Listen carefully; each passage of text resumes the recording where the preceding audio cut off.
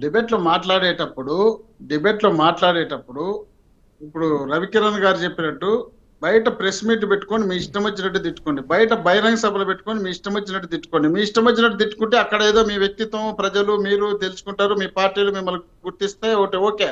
ఇక్కడ జనం మనం చూసేటప్పుడు మనం జనం దగ్గరికి ఒక మెసేజ్ పంపించాల్సిన వ్యక్తులము. మనం ఒక్క పంది దెయ్యాలు వేదాలు వెళ్ళించినట్టు మాట్లాడితే ఏముంటుంది? పరిస్థితి ఏర్పడింది. విజయ్ గారు దయచేసి కొద్దిసేపు ఆగబ్బా.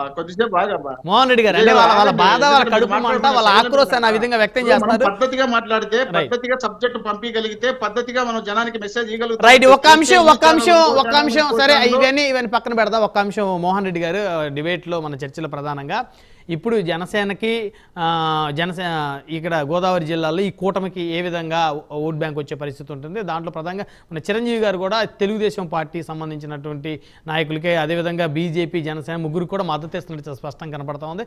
వారిని ఉద్దేశించి సజ్జల రామకృష్ణారెడ్డి గారు రకరకాలుగా మాట్లాడిన పరిస్థితి, తోడేళ్ళని గుంటనక్కలని, అది ఎంతవరకు కరెక్ట్ అంటారు? సో సజ్జల గారి మాట తీరేదైతే ఉందో చిరంజీవి గారి అభిమానుల్ని నొప్పించే పరిస్థితి ఉండదా? మీరు అనవసరంగా బ్రహ్మనాయుడు గారు చిరంజీవి గారి అభిమానులను తీసుకొచ్చి ఇళ్ళకి గలుపుతున్నారు. చిరంజీవి గారు వ్యక్తిగతంగా అందరికీ కావాల్సినటువంటి వ్యక్తి చిరంజీవి గారు. సినిమా పరంగా కూడా ఇప్పుడు నేను కూడా అభిమానిస్తాను కాదనలా, కానీ ఓటు మాత్రం వేయరు ఆయన నిలబడితే, అంతేగా. ఇప్పుడు చిరంజీవి గారు ఇప్పటికీ కాంగ్రెస్ వ్యక్తే, ఆయన కాంగ్రెస్ పార్టీకి రాజీనామా చేయలే. మన ఊరికి అనవసరంగా ఆయన తీసుకొచ్చి ఇళ్ళకి కడితే ఎట్లా?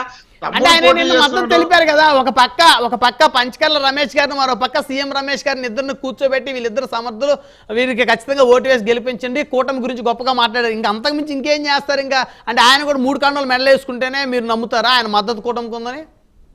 ఇప్పుడు పోయిన ఎలక్షన్లలో, ఇంతకుముందు 2004 ఎలక్షన్లప్పుడు కూడా వెంకటేష్ గారు వచ్చి కొన్ని తెలుగుదేశం పార్టీ వాళ్ళకి కొందరికి సపోర్ట్ చేసి అప్పుడు మీటింగ్ లో చెప్పడం జరిగింది, ఈ వ్యక్తి నాకు కావాల్సినటువంటి వ్యక్తి, నాకు కావాల్సిన వ్యక్తి కాబట్టి ఇతనికి నేను సపోర్ట్ చేస్తున్నా, పార్టీ పరంగా నేనైతే ఏ పార్టీకి సంబంధించిన వ్యక్తిని కాదని. అంటే ఒక్కొక్క వ్యక్తి వాళ్ళకి నచ్చినటువంటి వ్యక్తి ఎవరన్నా ఉంటే ఆ వ్యక్తి గురించి ఎందుకు మరి సార్ సజ్జల రామకృష్ణారెడ్డి గారు ఆ వ్యక్తి గురించి నాకు చెప్పనియాలి కదా, వాళ్ళతో ఇన్నిసేపు తిట్టనిచ్చి నేను ఏదో నాకు ఆన్సర్ కూడా చెప్పనీకుండా అడ్డుపడితే చెప్పండి.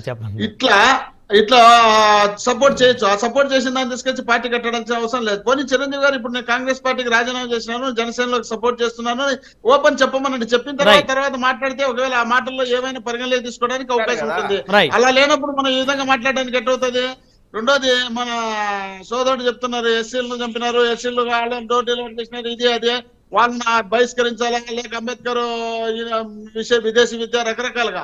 అంబేద్కర్ పేరు మీద మేము వాళ్ళ పెద్ద విగ్రహం పెడతామని చెప్పి అమరావతిలో 100 ఎకరాల భూమి కొట్టేసి దాంట్లో ఇంతవరకు విగ్రహం పెట్టలేకపోతే దాదాపు 4,000 కోట్ల రూపాయలు విలువ చేసేటువంటి భూమితో పాటు ఖర్చు పెట్టించి బ్రహ్మాండంగా దేశంలోనే అంబేద్కర్ కు ఒక ప్రత్యేకమైనటువంటి స్థానం తెచ్చినటువంటి ముఖ్యమంత్రి జగన్మోహన్ రెడ్డి గారు అయితే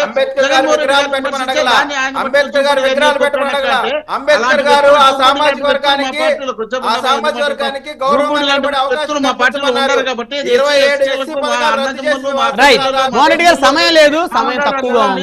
ఎస్సీలలో ఎందుకు పుట్టాలని చెప్పని మేము అనలేదు. మీలాగా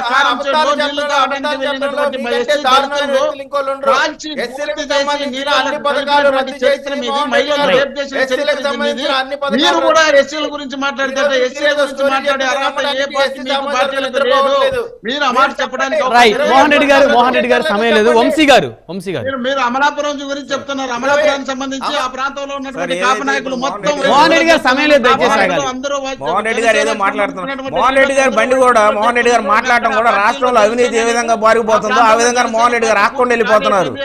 సార్ అభివృద్ధి చేయడంలో ఆ విధంగా మాట్లాడండి. మీరు మాట్లాడినట్టు ఆపకుండా మాట్లాడేస్తున్నారు నాన్ స్టాప్ ఎక్స్ప్రెస్. ఒక నిమిషం ఆగండి. మోహన్ రెడ్డి గారు సమయం లేదు, వారికి అవకాశం ఇద్దాం. మోహన్ రెడ్డి గారు ఆగండి. అయ్యో వంశీ గారు ప్రధానంగా ఇప్పుడు చిరంజీవి గారి మద్దతు జనసేనకు ఉందా లేదా? మోహన్ రెడ్డి గారు ఏమంటారంటే గతంలో కూడా వెంకటేష్ గారు ఇది పలానా వ్యక్తులు నా వ్యక్తులు నేను ఏ పార్టీ సంబంధించిన ఈ వ్యక్తిని గెలిపించే మద్దతు ఇచ్చారు. అదే క్రమంలో భాగంగా చిరంజీవి గారు చెప్పారు. చిరంజీవి గారు అంటే మాకు కూడా అభిమానం ఉందన్నారు మోహన్ రెడ్డి గారు. కానీ చిరంజీవి గారు మళ్ళీ రాజకీయాల్లోకి వచ్చి పోటీ చేస్తే మాత్రం ఓటేయరు. మోహన్ రెడ్డి గారు అభిమానం మాత్రం ఉండింది. సరే మంచిదండి.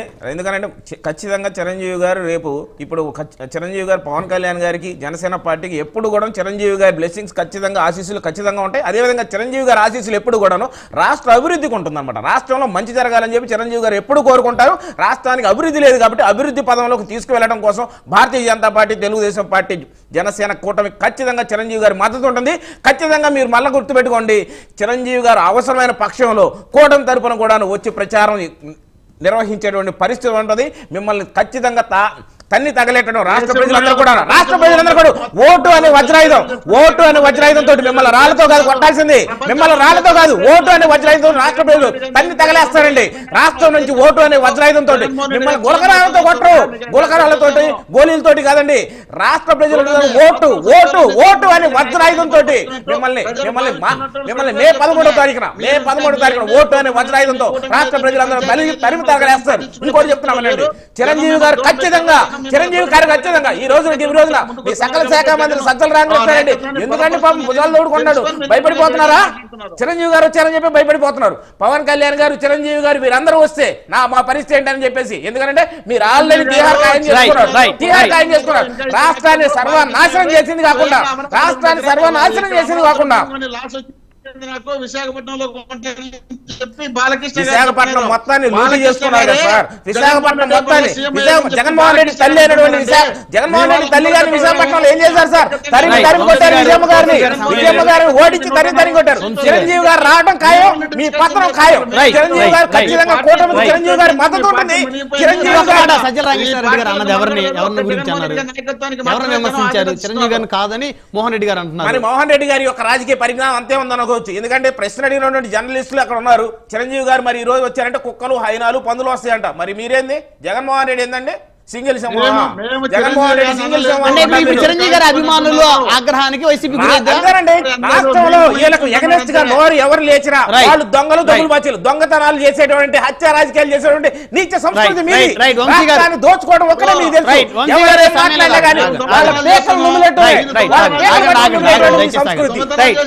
కాబట్టి ఇతర రాష్ట్రాల నుండి బతుకుతున్నారు. మోహన్ రెడ్డి గారు సమయం లేదండి. ధన్యవాదాలండి చర్చలో పాల్గొన్నందుకు. చీకటి వంశీదీప్ గారు, మోహన్ రెడ్డి గారు, పెద్దిరెడ్డి రవికన్ గారు, విజయకన్ గారు, అందరికీ పేరు పైన ధన్యవాదాలు.